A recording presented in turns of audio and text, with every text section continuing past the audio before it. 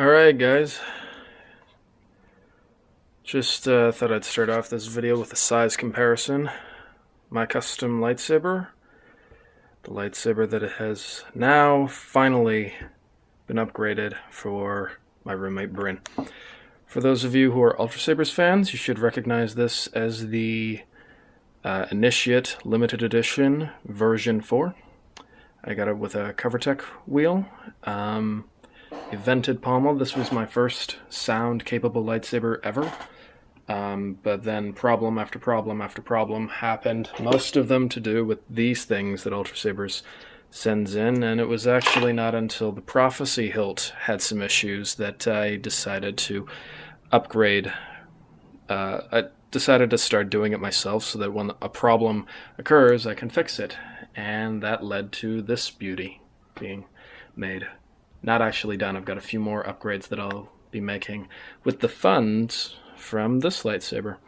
So originally it was supposed to have a bezel to make this LED kind of a little bit elevated, but unfortunately the bezel made it so tall that the threads, the nut couldn't catch onto the threads, so no bezel, unfortunately.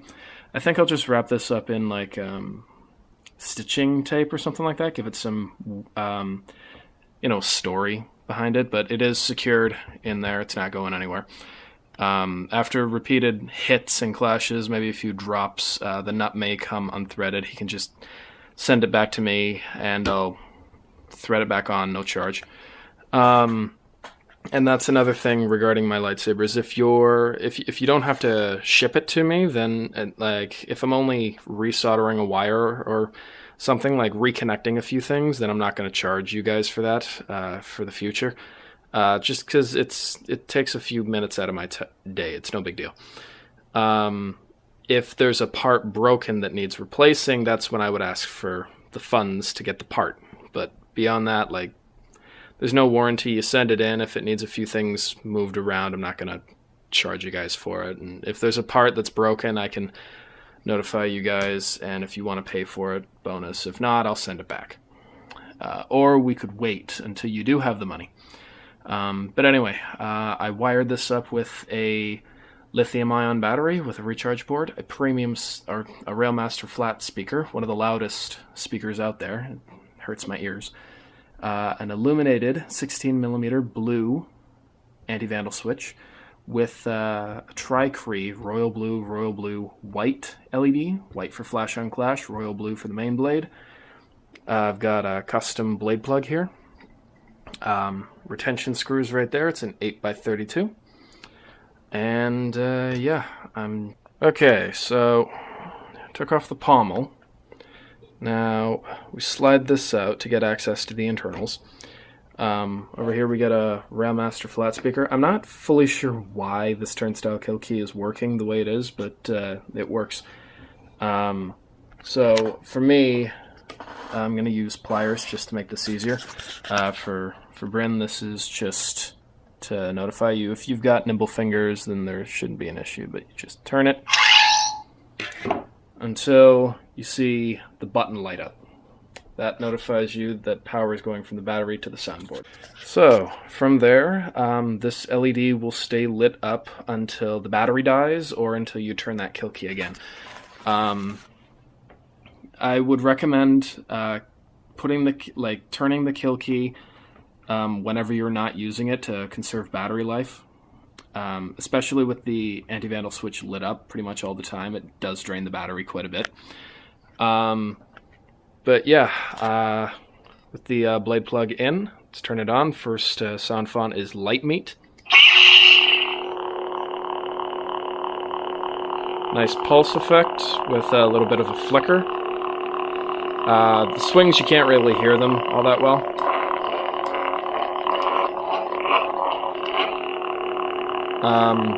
But yeah, the clashes are more distinct.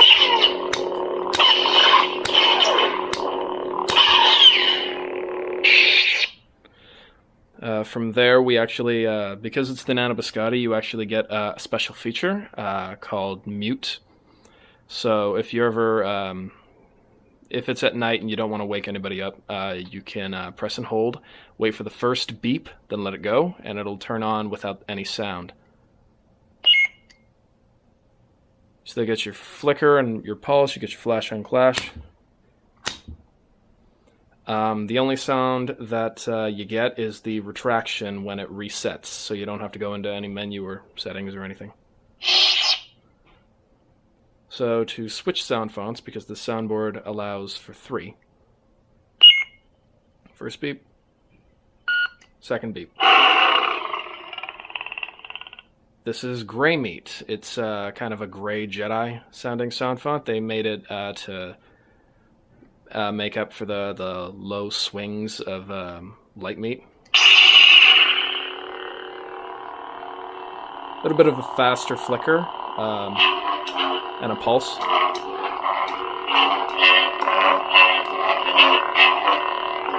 Clashes. Retraction. And we'll go to the final font. Dark Meat, a Sith or dark side sound font. Created a low pulse effect just for that style.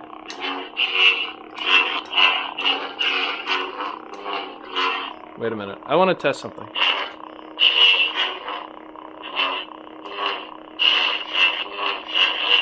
Wow, it is actually, if supposedly the Nano-Biscotte version 4 is as sensitive as the crystal focus, and if that's the sensitivity I can look forward to,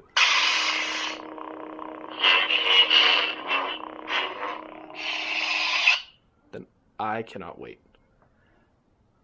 I cannot wait for my upgrade.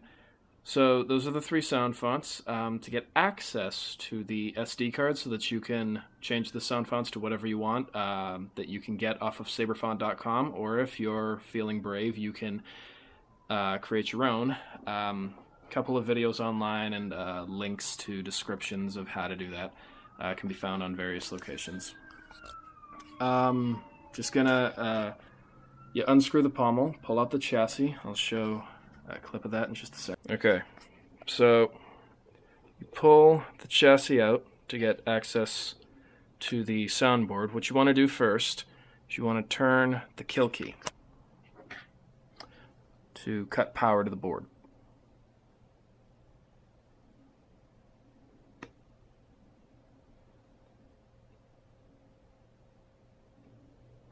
So LED's off, power's cut, you can press it, it's not going to turn on. Then from there, slide it out, and there you have access to the SD card. Now I made the wires long enough that you can pull the chassis all the way out, so it's not that easy, it's not that difficult. Yeah. Hear a little click, pull it out if you got nimble fingers, or use a pair of pliers very carefully.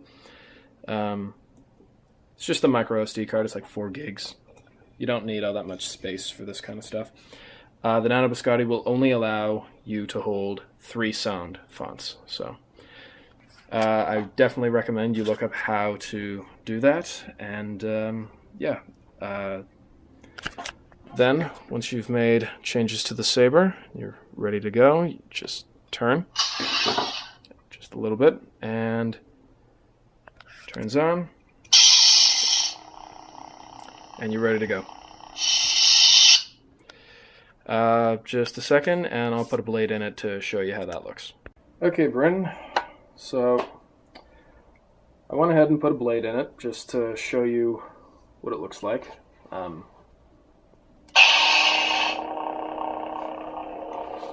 Even all the way to the tip, it's evenly lit. Flash on flash.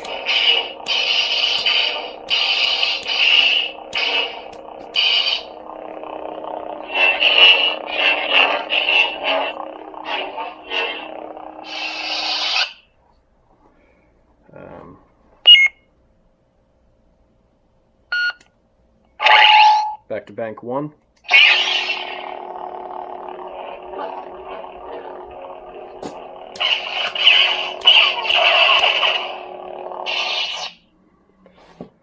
So yeah, I definitely am enjoying the fact that I finally managed to upgrade an Ultrasabers lightsaber to the way that I want it to be, the way that I would want to have it, so that I'm not afraid of dropping it. Like, if you were to drop this, I don't really think anything would break. Like, the soundboard's held in there tight with a hair elastic to make sure it doesn't budge. If it hits a higher impact rate than what the soundboard can handle, it might just reboot. But as far as I can tell, I soldered everything to the point where nothing should break.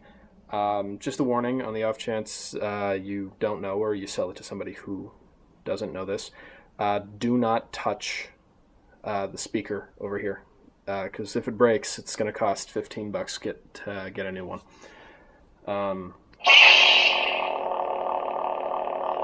But yeah, no, this.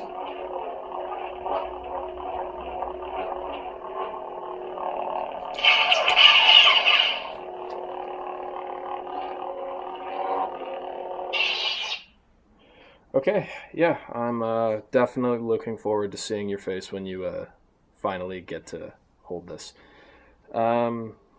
Thank you all so much for watching. Hope you guys enjoyed. If you guys want to pursue this, I definitely encourage it. Building your own lightsaber, there's a certain satisfaction to the feeling of it being built by you. Especially when it breaks, you know exactly what went wrong, you know what parts you need to fix it, and so on and so forth. You make mistakes here and there, but that's part of learning. But yeah, if you did enjoy this video, leave a like down below. Comment what your favorite lightsaber design is, either from a company that builds them or from lore, legends, canon, I don't really care. And share this as much as possible, because some people might want to upgrade their lightsaber to a Nano-Biscotte. I definitely recommend the version 4. It's a lot more sensitive than the version 3. And yeah, may the Force be with you. Have a great day.